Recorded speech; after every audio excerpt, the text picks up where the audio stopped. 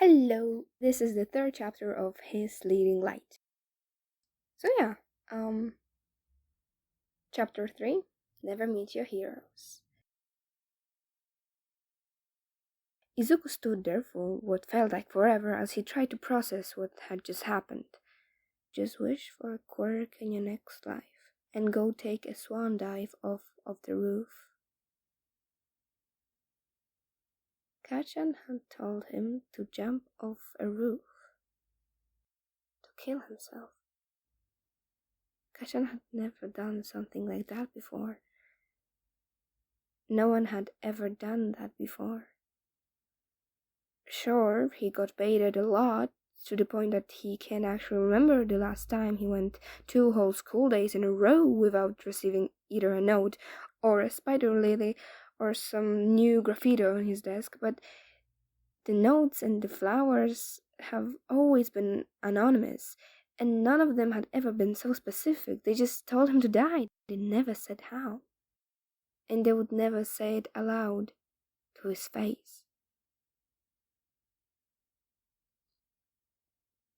Kachan, his former best friend, someone he'd admired his whole life, the person he'd always believed would be the next number one hero of the All Might, the next symbol of peace, had just been the first person to outright tell him to kill himself. What was he thinking? What kind of hero did that? And what if Izuku had done it? What if he did do it? If it would get tied back to him, and then it would ruin all his chances at becoming the number one. This was the only thing on Izuku's mind as he finished packing up his stuff and went to the pond to pick up his notebook.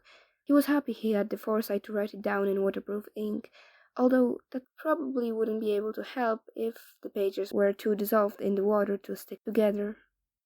Luckily, the notebook wasn't dissolved. He'd just have to wait until it dries to do anything with it. And luckily, again, the sun was pretty warm today, so it probably wouldn't take too long to air dry if he just didn't put it in his backpack on the way home.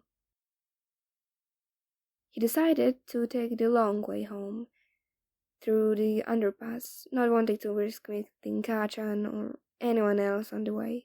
He spent a long time at school though, so he probably wouldn't meet anyone anyways. He felt a bit extra paranoid today, and what was the worst thing that could happen? Apparently, the worst thing that could happen, Faye decided, would turn out to be a villain attacking him while he was going through the underpass, trying to kill him in an attempt to take over his body. He hadn't listened to his light, telling him to not go that way. It had been tugging at him more than usual the whole day, and maybe Izuku had just spent too many years constantly ignoring it. Maybe he'd gotten used to just filtering the feeling away as he walked, considered that it usually tugged at him on his way to school too. And so he just subconsciously... Had it been subconscious? It's not like he had noticed it, he just hadn't been in the mood to deal with his quirk today. Toe hurt and unsure about how to feel as he walked home. He decided to ignore it, even though it had been tugging harder than usual, and now he was paying for it. Floating in the sewer, smelling and tasting slime he was trapped in, Izuku couldn't help but wonder how the slime worked. He could hear something, but for some reason it seemed like the villain was whispering, and the sound was muttered by the slime too, so he couldn't make out what the villain was monologuing. Vaguely recognizing the more or less constant tug of his quirk, steadily growing stronger in the back of his mind, feeling almost as if it would actually move him if he hadn't been stuck in the slime. Not that it had mattered anyway, considering the fact that he was going to pass out and maybe die any minute now. Wouldn't that be funny? Wonder how Kachan would react if he heard that Izuku had died in a villain attack just about an hour after he told him to kill himself. Would he be sad? Would he feel guilt? Would he feel relief that he wouldn't have to deal with the stupid Deku again? He could feel himself passing out, and all he could do, as he did, was smile in a kind of ironic way. He was probably in shock, wasn't he? That would make sense. A loud yell, a violent force, darkness.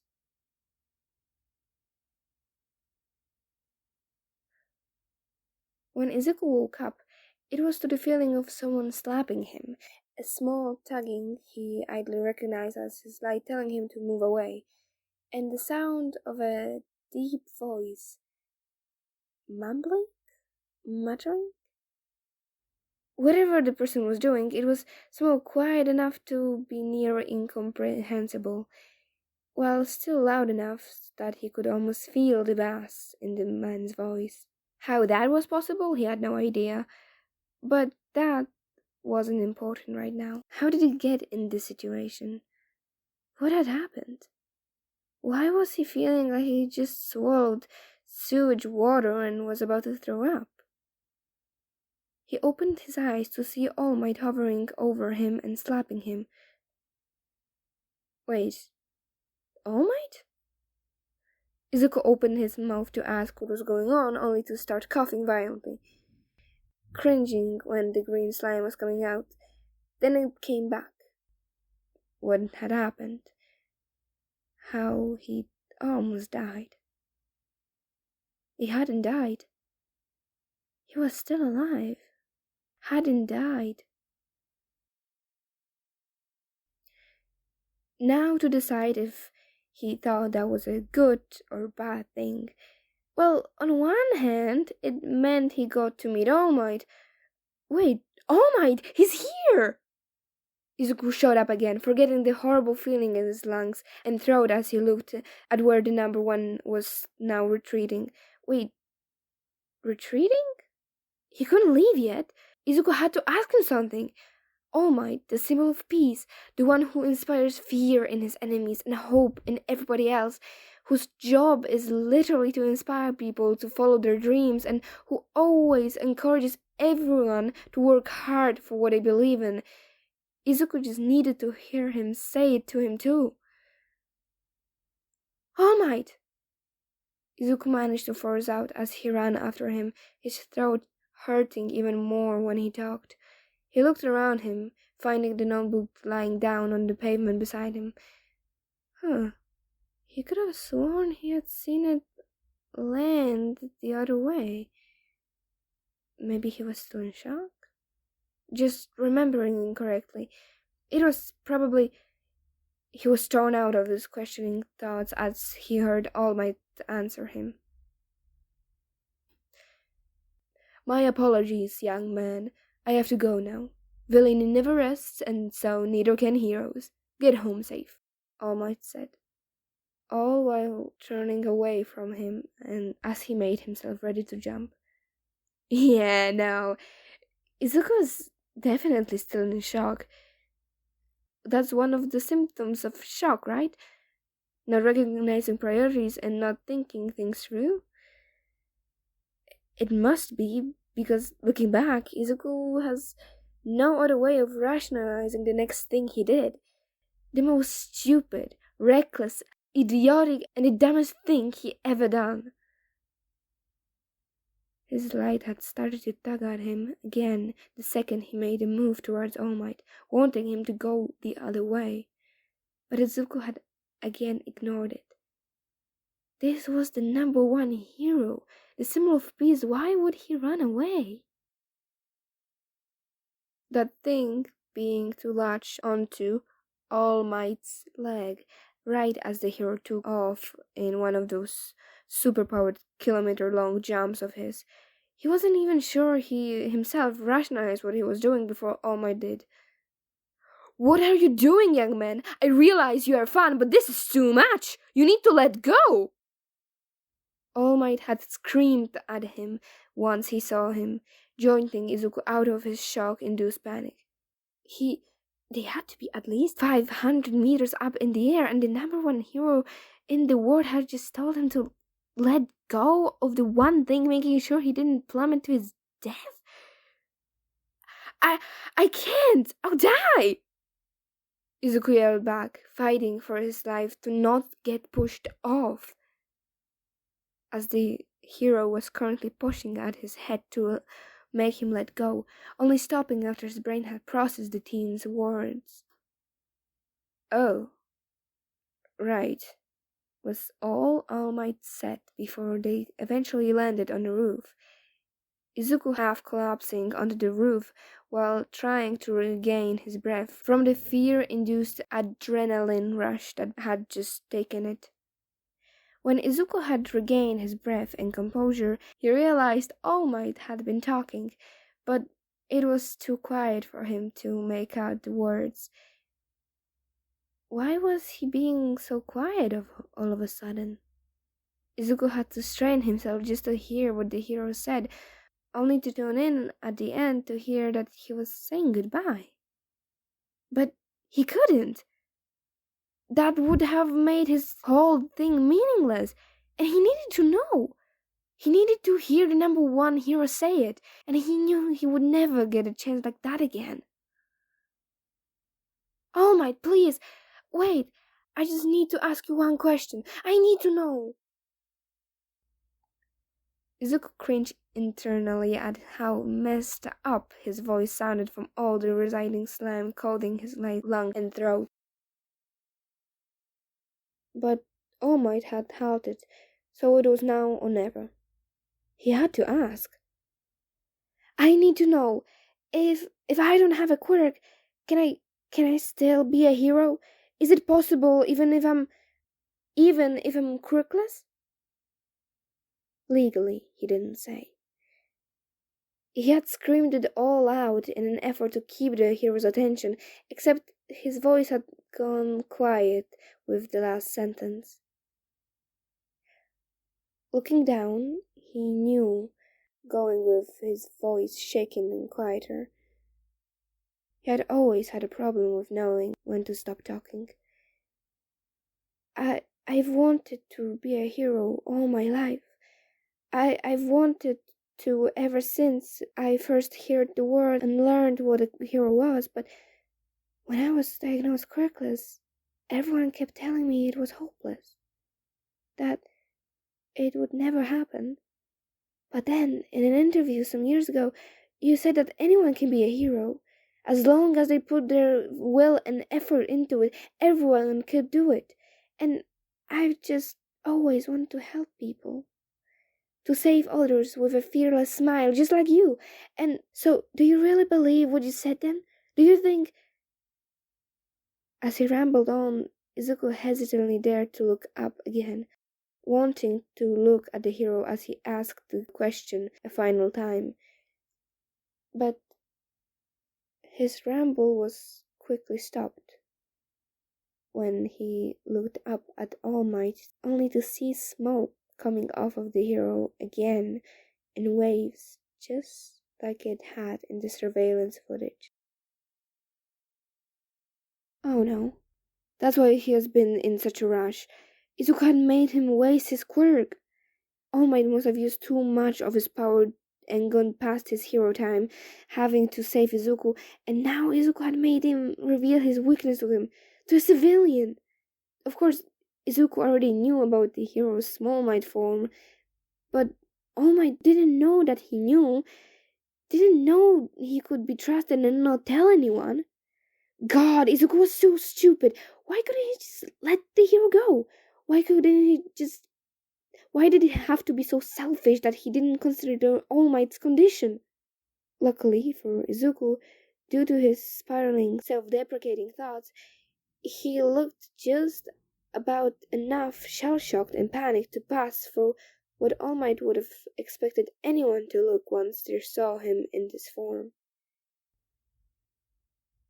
The hero, being too busy and concerned with himself to realize that the young teen before him had actually begun getting that look on his face the second he saw the smoke, which was a bit before he had begun to transform into his smaller, weaker form.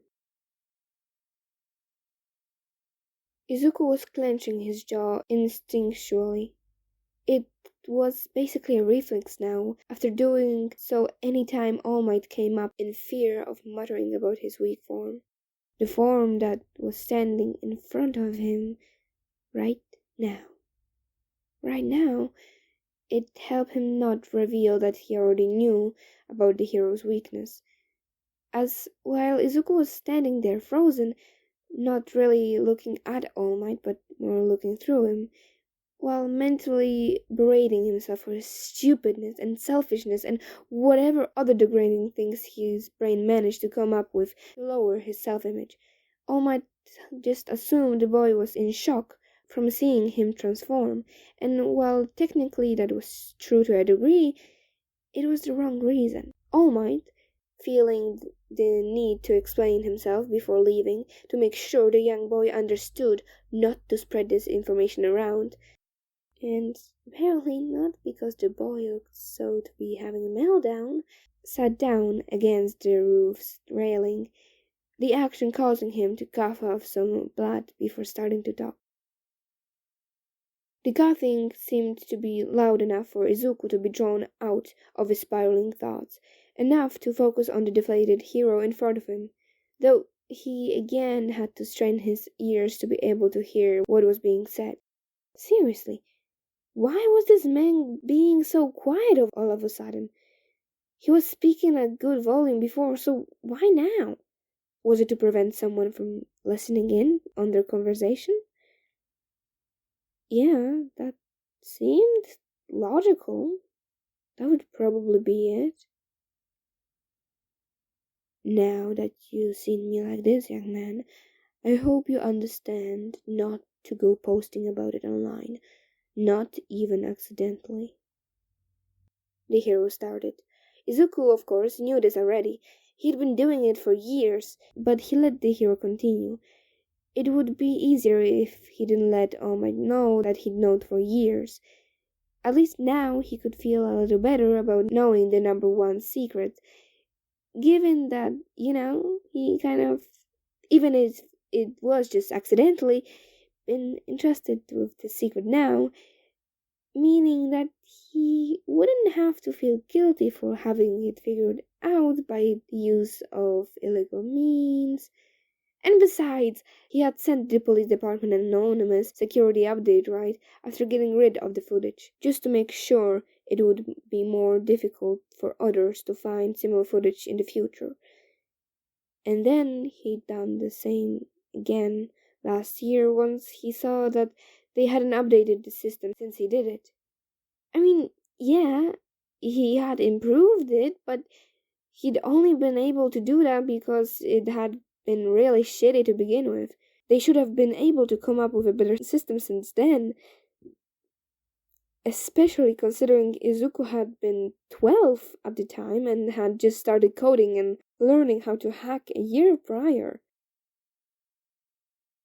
All Might continued as Izuku didn't say anything, lifting up his shirt to reveal a horrible-looking, web-shaped wound that seemed to center at his left lower rib and spread out to cover his entire left side, seemingly going up his chest and down below the waistline of his cargo pants.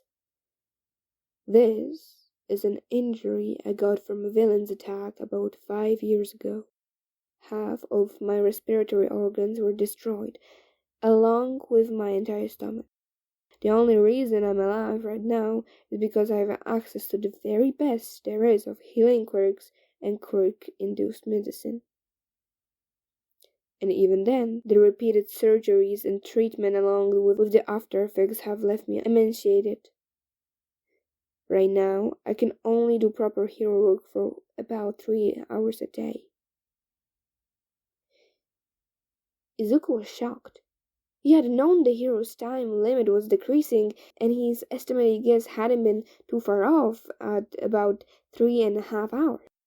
And he known that the hero was probably injured too, having observed the hero be more and more careful with his left side over the years, get more and more guarded, and favor his right side more, even though Izuku knew that the man was ambidextrous.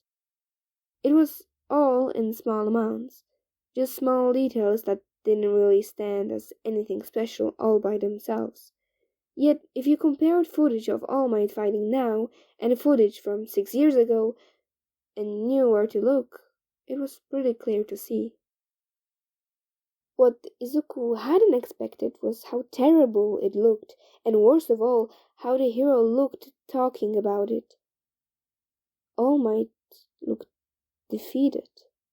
His lifelong idol, who always looked at any challenge with a smile, the man whose catchphrase was just "I am here," because everyone knew that if All Might was there, everything would be alright, because All Might never lost. All Might was always victorious. Yet, right now, he looked like he'd lost. Not lost a fight, but hope. But 5 years ago, the strongest villain you fought then was, but the Tux's chains couldn't have. You certainly know your stuff, young man. But no, this fight was never made public to the world. I asked it not to be. You see, I have to save people with a fearless smile. The symbol of peace cannot be seen daunted by evil. I smile to hide the fear inside of me, to trick it into thinking it's not there. But the truth is, pro heroes are always risking their lives. They can do what they do because they have a unique power that they can use to help others and stay alive while doing so. So no, I cannot simply say you can be a hero without a quirk. Because you can't. And just like that, the word broke.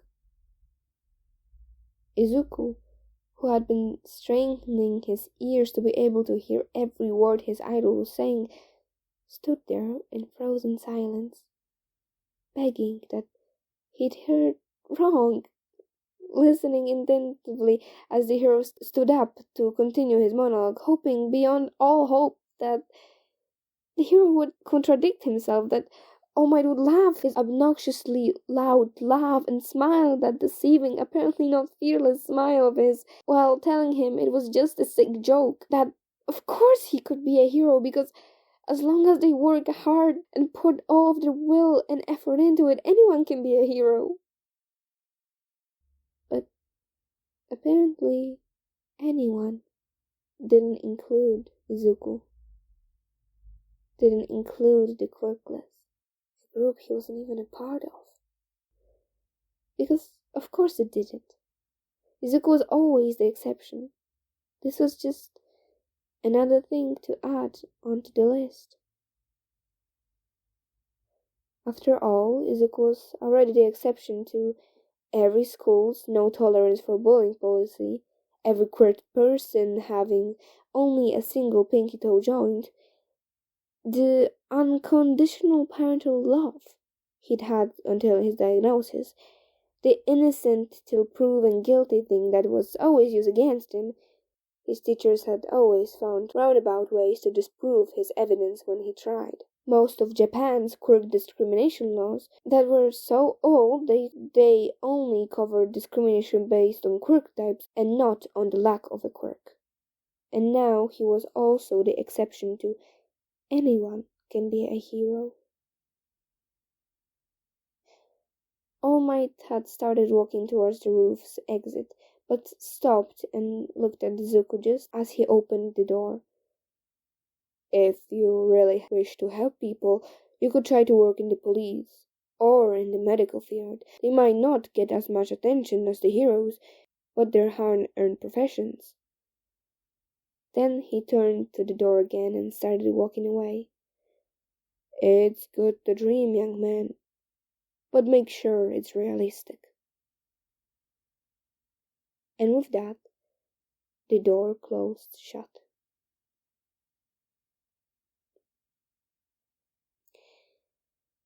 And that's it. So thank you very much for listening, and have a great day. Goodbye.